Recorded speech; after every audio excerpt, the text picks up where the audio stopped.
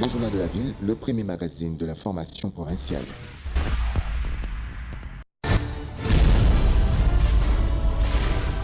Tout de suite, le journal.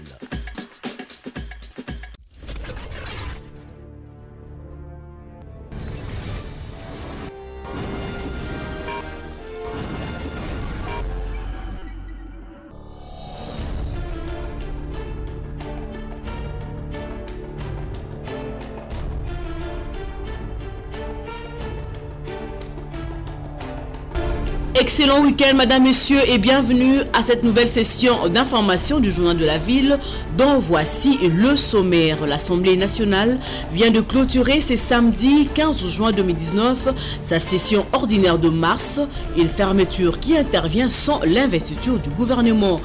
Autre chose, dans une déclaration faite ce samedi 15 juin, le député national membre du FCC Charles Nawej Mundele a manifesté ses profonds regrets et sollicite le pardon du chef de l'État et de tous les Congolais suite aux graves propos tenus à l'Assemblée nationale. Rien ni personne ne peut justifier une atteinte à la plus haute instance de notre pays, a-t-il dit. Voilà tout pour le sommaire.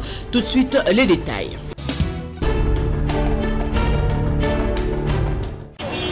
Dans le district de Tchangou, sur le boulevard Lumumba, précisément à Bitabé, au marché de la Liberté, où sera construit le saute-mouton, il se crée des embouteillages qui ne disent plus leur nom. La population s'inquiète sur cette question et indexe le conducteur pour le non-respect du code de la route et la clôture posée en plein chaussée car le travaux traîne et le peuple en pâtit. Président le colonel, merci trop parce qu'il a raisonné le coup là, moi en boca. Vous comprenez, mais ça là, on a une bandité. Pourquoi qu'on a là? Dans le monde quand il faut que misala soit tamuke, vous payez ma chauffeur temps à circuler. Vous avez un chauffeur à travailler à rouler. Vous avez besoin de bloquer cela. Malgré tout, il y a des misala à président de la République il y a 100 jours. Mais vous payez ça temps tamuke, temps à la mousse pour zéler ça comme moko. Na chango wa toza na trajet pour transformer souté. Bato ba ok boy, bazanga na zela oyo, bato bazonga boka na zela oyo. Donc ndenge makaniso oyo colonel bienvenue à vie, et ça sont déjà bien. Nous sommes tellement pénalisés, nous qui partons trop loin, nous sommes obligés de ça parce que justement il n'y a pas de... Et pour pallier à ces embouteillages monstres, le colonel Bienvenu, commandant du district de Tchangou, a plaidé aux autorités pour la réouverture momentanée de cette clôture pour une circulation fluide. Parce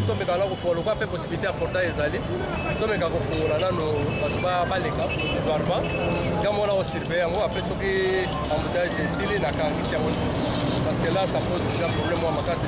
Embouteillage des comités à Kinshasa na Souka, c'est pas vraiment bien.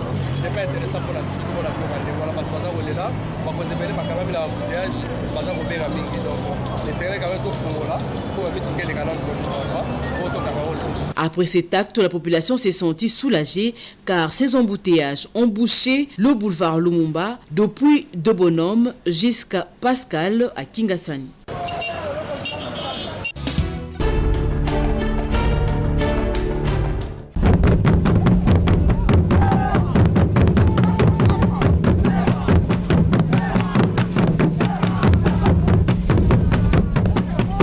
Cela fait plusieurs décennies qu'on n'avait plus vu un chef d'État de la République démocratique du Congo en visite officielle à Bujumbura. Quand le président Félix-Antoine Tshisekedi Tshilombo arrive ce vendredi en début d'après-midi, son homologue Pierre Nkurunziza et tous ses officiels civils et militaires sont rangés pour lui rendre les honneurs et lui témoigner d'un accueil fraternel. Jusqu'ici, Pierre Nkurunziza était le seul voisin que le président Félix-Antoine Tshisekedi n'avait pas encore rencontré à Kinshasa ou dans son propre pays.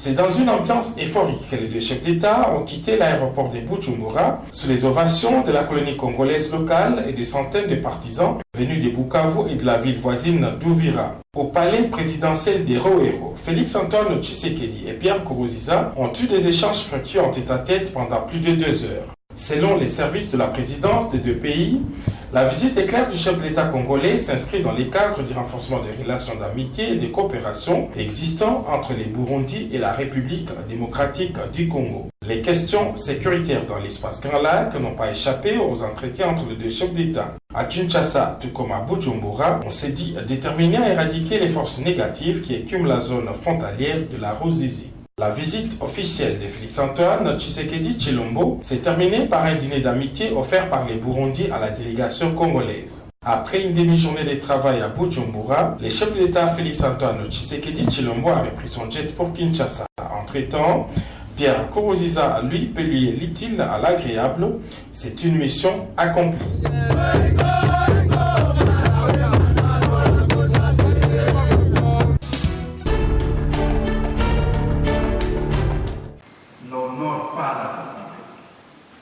La session ordinaire de l'Assemblée nationale du mois de mars a été clôturée ce samedi 15 juin au Palais du Peuple à Kinshasa.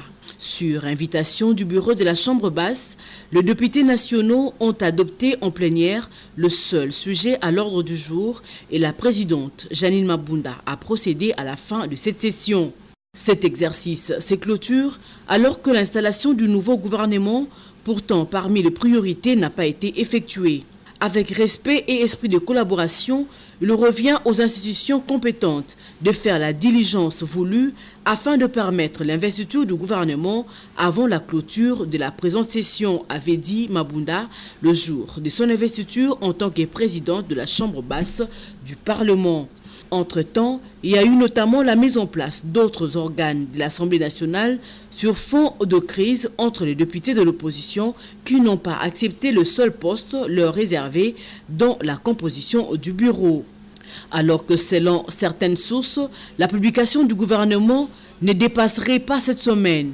Et comme la Chambre basse clôture sa toute première session ordinaire, tout porte à croire qu'une session extraordinaire sera donc convoquée incessamment pour vider toutes les matières importantes, notamment l'investiture du gouvernement de Sylvestre Ilunga Ilukamba.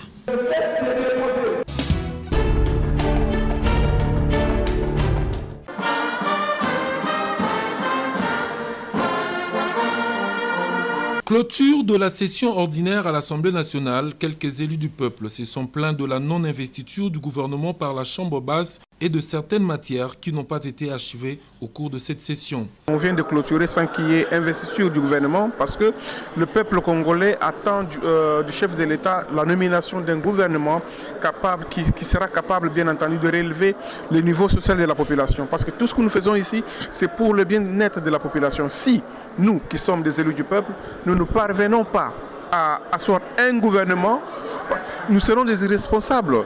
Aujourd'hui, c'est regrettable que nous partions, bien entendu, en congé parlementaire sans qu'il y ait un gouvernement établi.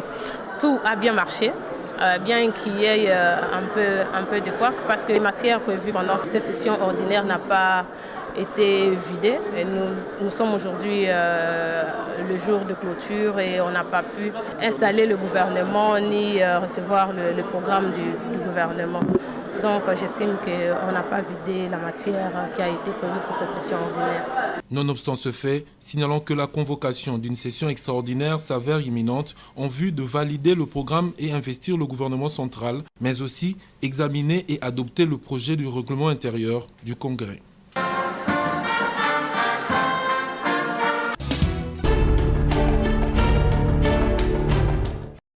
Partant de la problématique basée sur le pouvoir d'un chef de l'exécutif provincial, quand est-ce qu'un gouverneur de province peut-il commencer à exercer son pouvoir?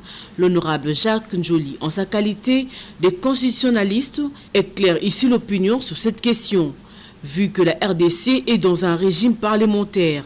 Après son élection, un gouverneur est investi par l'ordonnance présidentielle du président de la République. Il lui revient de rentrer à la Chambre législative pour la présentation de son programme. Le contrat de responsabilité s'égage à partir du moment où il aura été investi par le champ. Parce que le gouverneur est élu, il est investi par le président de la République et il est obligé d'attendre qu'il passe devant. Il doit attendre. Il doit attendre de passer, de présenter d'abord son programme et son gouvernement. Parce que les actes qu'il poserait actuellement, il n'y a pas encore entre lui et la Chambre un contrat de travail. Or, c'est la Chambre qui est en fait son patron, si on parlait en termes économiques. Donc, c'est pourquoi les temps de la formation du gouvernement ne doivent pas être trop longs pour permettre justement à la Chambre et au gouverneur de commencer à travailler. La Constitution ne peut pas tout dire. Les droits constitutionnels comportent les règles écrites, il y a aussi des règles non écrites, des traditions, des mécanismes d'élégance et la coutume ou même des conventions. Donc la loi ne peut pas tout dire, mais nous sommes dans un modèle de type parlementaire qui impose, n'est-ce pas, cette marche de l'État. L'invalidation de 33 députés de la Mouka par la Cour constitutionnelle, Maître Michel Okongolomena, président de l'Unité des valeurs, ne les trouve pas étonnants car il s'était rétracté dès le départ parce que selon lui, les processus électoraux étaient vicieux et ce qui arrive était prévisible. Ce qui devait arriver, c'est ce qui est en train d'arriver. Pourquoi? Parce que nous avons eu affaire à un processus électoral vicieux. Je l'ai dit au départ. Je précise que j'ai été candidat président de la République. Et puis dans mon parti, donc dans notre parti politique, Unité des valeurs, nous avons eu à aligner autant de députés provinciaux, autant de candidats députés nationaux, autant de candidats députés provinciaux. Tous nous nous sommes rétractés. Parce que nous avions compris que les FCC, donc la Kabylie, avait pris en otage les processus électoraux. Donc le tandem Nanga-Kabila a y à prendre en otage les processus. Donc nous avons fait un mauvais départ. C'est ce qui justifie ce qui est en train d'arriver aujourd'hui. S'agissant de la nomination du Premier ministre Sylvestre Ilunga Ilukamba, Maître Okongo Michel n'est pas fataliste, mais l'attend à l'œuvre. C'est le Premier ministre Ilunga, c'est un Premier ministre ici de l'FCC. C'est le choix de l'ancien président donc, du FCC. Il va avoir à collaborer avec le chef de l'État, Félix Antoine Tshisekedi Tshilombo. Tout dépend de la façon dont cette collaboration sera effectuée. Mais moi, je ne veux pas mettre la charrue devant le bœuf. Et encore plus, je ne suis pas fataliste. Nous allons les voir à l'œuvre. Pour Maître Michel Okongolomena, la solution serait se mettre autour d'une table.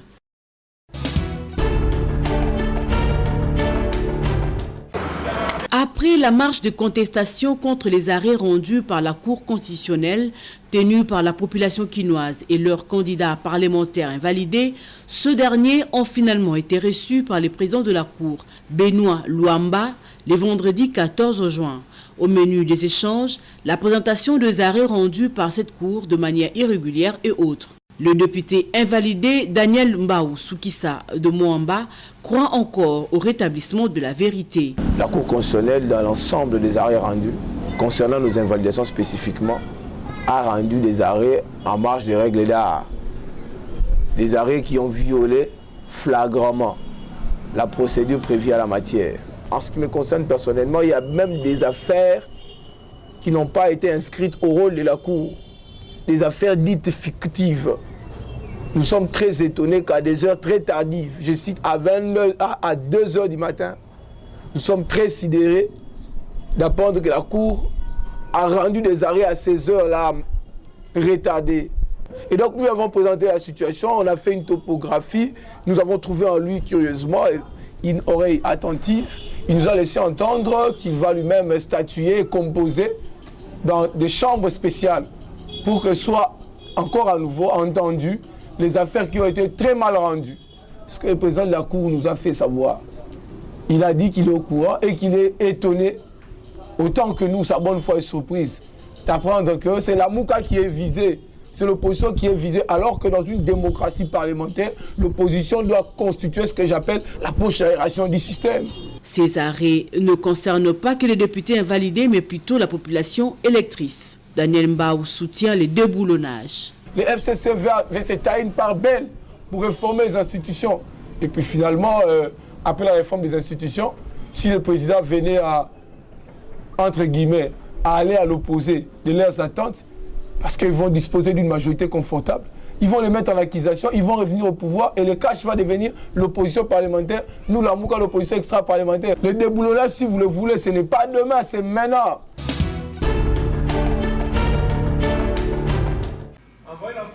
Entrepreneuriat et changement de mentalité, c'est la thématique développée durant 3 jours de travaux, soit du vendredi 14 au dimanche 16 juin 2019. Organisé par le mouvement de jeunes pour l'entrepreneuriat stratégique MOJES, ces assises de grande envergure ont connu la participation de plusieurs jeunes venus de différents horizons. Pour ce qui est de la première journée, 3 grands thèmes repartis en panel ont été abordés, à savoir l'entrepreneuriat, le changement de mentalité, ainsi que le panel politique couronné des témoignages de quelques entrepreneurs pris comme modèles et qui ont émergé dans leurs domaines respectifs. Voilà de quoi réjouir les organisateurs de ce forum, visiblement satisfaits du déroulement des travaux. Donc, il y a eu des échanges très enrichissants. Le premier jour, c'était vraiment beaucoup plus les exposés, le débat, l'enrichissement collectif. Et c'était le cas. Donc on a été très édifiés par les interventions des professeurs et puis différents experts qui ont été là présents. La démarche serait à ce qu'on arrive à obtenir un changement profond et à influencer les politiques à pouvoir décider en faveur des jeunes.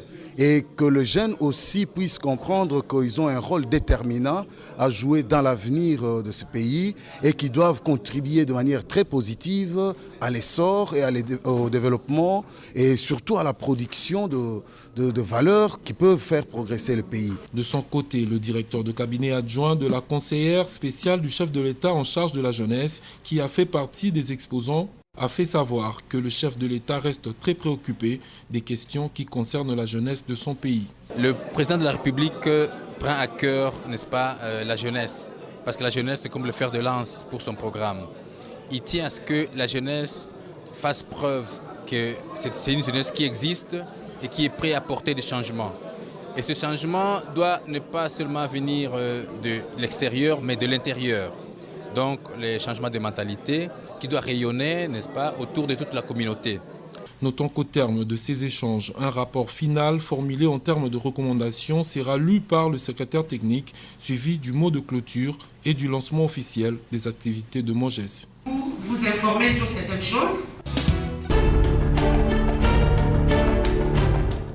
La bronchite est une inflammation aiguë des bronches et des bronchioles. Une infection très courante chez plus de 550 000 personnes chaque année.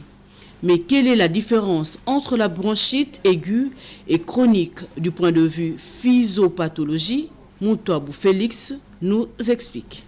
La bronchite aiguë, c'est une inflammation des muqueuses bronchiques. Alors, qui se manifeste par une fièvre rebelle et une dyspnée par inspiration ou expiration, autrement ou communément appelée difficulté respiratoire et une distension thoracique. Quand l'inflammation persiste ou quand l'inflammation est mal traitée, les bronchites mal traitées amènent maintenant la personne à la phase de la chronicité. Mais on parle plus à cette phase chez les tout petits enfants. C'est à ce moment-là on parle de bronchite chronique. On commence à parler maintenant de l'asthme bronchique à l'âge adulte. C'est par exemple un alcoolo-tabagique, c'est-à-dire quelqu'un qui prend le tabac et quelqu'un qui prend de l'alcool, ce sont des facteurs prédisposants. Et puis, le froid aussi fait partie parmi les facteurs prédisposants. Quelques conseils ont été prodigués par le corps médical pour se protéger de la bronchite. Il faut lui dire que la maison doit être bien aérée et puis bien nettoyée, éviter des toiles d'araignée, éviter des encombrements pareils dans la maison. Il doit se retrouver libre. Selon les spécialistes en santé, pendant la saison sèche, certaines maladies liées aux voies respiratoires et à la peau font leur apparition et il faut bien se protéger.